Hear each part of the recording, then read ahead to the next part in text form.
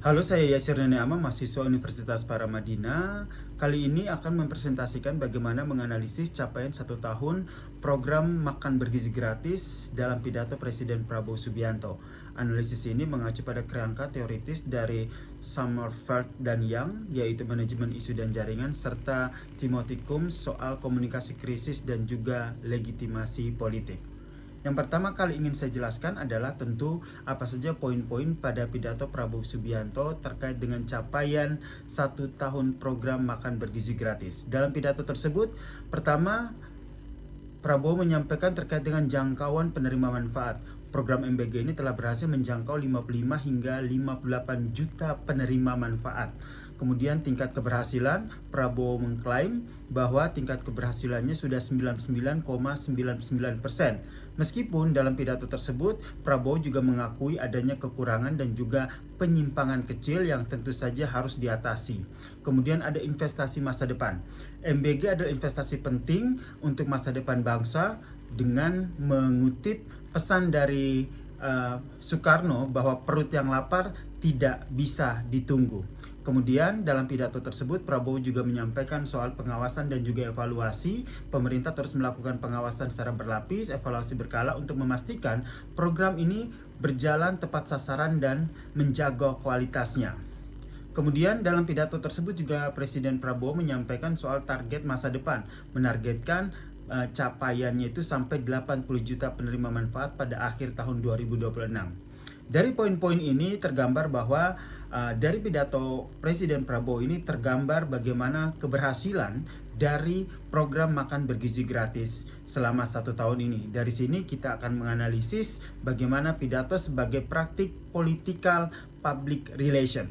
Dari pidato tersebut kita ketahui bahwa pidato yang disampaikan oleh Presiden Prabowo Subianto soal MBG selama 1 tahun ini dapat dianggap sebagai strategi komunikasi publik politik daripada mengedepankan laporan kinerja yang administratif, di mana pidato ini berfungsi sebagai tindakan simbolik dalam komunikasi politik untuk mengelola masalah, krisis, dan juga legitimasi kebijakan secara bersamaan.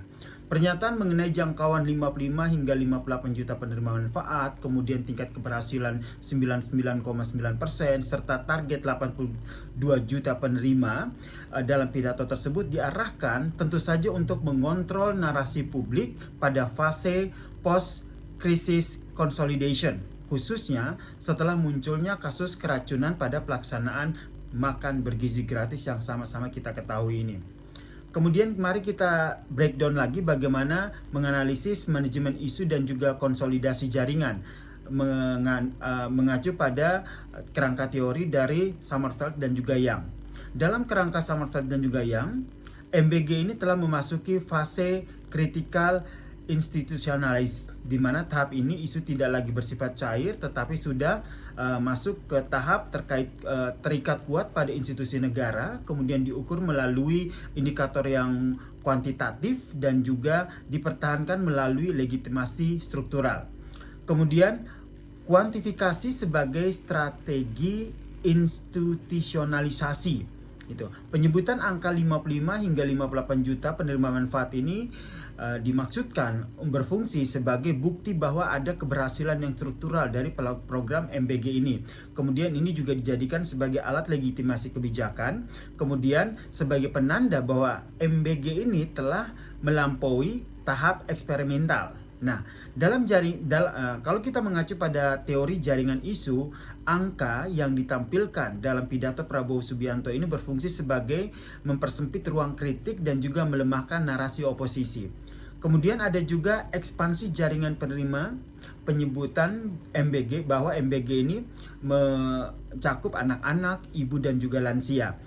Hal ini menunjukkan bahwa perluasan jaringan simbolik penerima manfaat yang memperkuat basis dukungan sosial lintas kelompok. Tentu saja ini sesuai dengan strategi network burdening, di mana isu diperluas agar semakin sulit ditolak secara moral dan juga politik. Kemudian bagaimana kita melihat strategi framing keberhasilan dan juga resiko mengacu pada perspektif dari teori Combs. Dimana kalau kita ketahui dalam perspektif Combs, pidato ini mengandung strategi komunikasi krisis yang matang. Kenapa demikian? Karena klaim Klaim tingkat keberhasilan 99,99% ini adalah bentuk dari bolstering strategi, yaitu menonjolkan keberhasilan yang besar untuk menutupi atau menurunkan signifikansi kegagalan kecil, yaitu kasus keracunan. Namun dalam pidato tersebut Prabowo juga secara sadar tidak menyangkal adanya masalah, melainkan mengakui adanya penyimpangan kecil. Ini menunjukkan bahwa adanya kombinasi, yaitu mengecilkan skala masalah, kemudian komitmen pada perbaikan. Strategi ini efektif dalam politik karena menghindari kesan defensif, karena ia mengakui masalah, meskipun mengakui adanya masalah, sekaligus menjaga otoritas moral dari pemerintah itu sendiri. Kemudian kita juga melihat menganalisisnya dari framing MBG sebagai investasi moral dan juga histori. Pernyataan MBG adalah investasi masa depan. Kemudian di kutipan Soekarno, yaitu perut yang lapar tidak bisa ditunggu. Ini merupakan bentuk dari value framing dan juga historical legitimation. Dimana kalau kita lihat dari teori yang disampaikan oleh Summerfeld dan juga Young, ini adalah upaya untuk mengaitkan isu kebijakan dengan narasi ideologis yang besar. Sehingga kritik terhadap MBG ini berpotensi dipersepsikan sebagai kritik terhadap nilai kebangsaan itu sendiri. Nah, dalam kerangka KUMS, strategi ini juga berfungsi untuk mengalihkan fokus dari krisis teknis ke nilai moral. Bagaimana memperkuat legitimasi simbolik aktor politik sebagai penjaga amanah rakyat dengan mengquote kutipan dari Soekarno yang menyatakan bahwa perut yang lapar ini tidak bisa ditunggu. Analisis yang berikutnya adalah terkait dengan pengawasan dan juga evaluasi yang dinilai sebagai corrective action. Nah, kalau kita lihat penekanan Prabowo pada pengawasan berlapis, kemudian dilakukan evaluasi skala berkala sehingga ada target zero defect ataupun nol cacat. Ini adalah contoh jelas ataupun bentuk dari corrective action framing dalam komunikasi krisis menurut KUMS. Karena kalau kita lihat, alih-alih menghentikan program karena banyaknya kritikan terkait dengan keracunan MBG, pemerintah justru mengakui resiko tersebut, kemudian menegaskan kontrol yang dilakukan seperti apa, dan juga menjanjikan perbaikan sistemik yang akan dilakukan akibat dari keracunan MBG ini.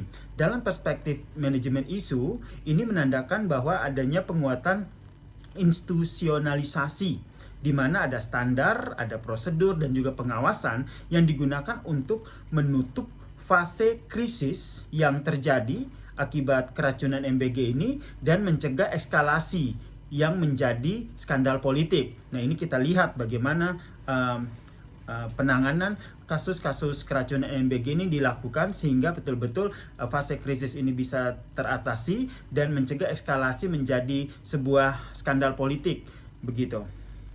Kemudian selanjutnya kita bisa melihat dari orientasi masa depan dan juga penutupan isu krisis itu sendiri.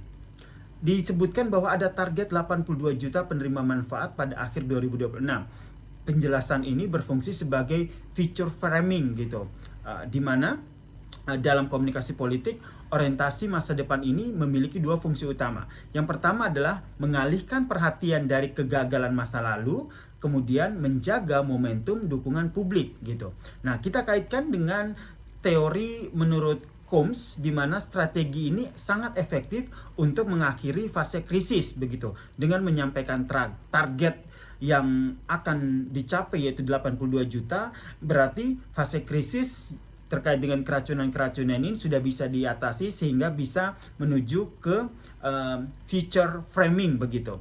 Kemudian berikutnya adalah memindahkan diskursus dari what went wrong ke what we are building. Nah, ini adalah salah satu cara yang dilakukan dengan menyampaikan target penerima manfaat dalam pidato Presiden Prabowo ini. Kemudian kalau kita lihat juga dalam kerangka Summerfeld dan juga Young, ini menandakan adanya transisi menuju dormant issue stage, di mana isu tetap ada tetapi tidak lagi diperdebatkan secara intens. Dan ini sangat jelas terlihat ya di masyarakat ketika pidato itu disampaikan, kemudian target udah disampaikan, isu ataupun program makan bergizi gratis ini tidak lagi jadi isu yang diperdebatkan secara intens. Nah, Dalam pidato tersebut, saya juga berusaha untuk menganalisis sebenarnya ada beberapa kelemahan-kelemahan dari pidato Prabowo yang kita lihat dari perspektif political PR dan juga komunikasi krisis menurut Summerfeld Young dan juga menurut Combs begitu. Yang pertama adalah over quantification dan juga resiko yang credibility gap begitu. Pidato Prabowo ini sangat menekankan terhadap angka yang sangat besar, 55 sampai 58 juta penerima manfaat, kemudian keberhasilan 99,99%, kemudian targetnya 82 juta penerima manfaat. Nah, kalau menurut mengacu pada kerangka teori Summerfeld dan juga Young, kuantifikasi yang ekstrim memang sangat efektif untuk institusionalisasi isu, tetapi juga memiliki efek samping yang strategis karena semakin solid ataupun semakin absolut klaim keberhasilan, maka akan semakin kecil toleransi publik terhadap kegagalan. Begitu. Kemudian dalam perspektif Combs, klaim keberhasilan 99,99% ini berpotensi menciptakan credibility gap saat terjadi krisis seperti keracunan massal. Ini seolah-olah terjadi gap kredibilitas begitu karena di saat terlihat ada pencapaian 99,99%, namun publik justru dipertontonkan dengan adanya banyak keracunan massal yang menyebabkan banyak korban. Klaim nyaris sempurna ini ternyata berdampak pada yang pertama, bisa memicu skeptisisme begitu, rasa ketidakpercayaan, rasa skeptis terhadap pemerintah. Kemudian memperkuat framing oposisi pemerintah ternyata mengecilkan masalah begitu. Karena kita lihat tadi dalam pidatonya juga disampaikan ada masalah tapi dikesampingkan begitu. Sehingga memperkuat framing oposisi bahwa pemerintah ternyata mengecilkan masalah yang terjadi, yaitu kasus keracunan yang terjadi dalam proses MBG ini. Kemudian meningkatkan atribusi tanggung jawab politik jika krisis ini akan terulang. Selain itu, kita juga kelemahan dari pidato Prabowo dalam perspektif politikal PR dan juga komunikasi krisis ini dapat dilihat dari pengakuan masalah yang terlalu abstrak. Kenapa terlalu abstrak?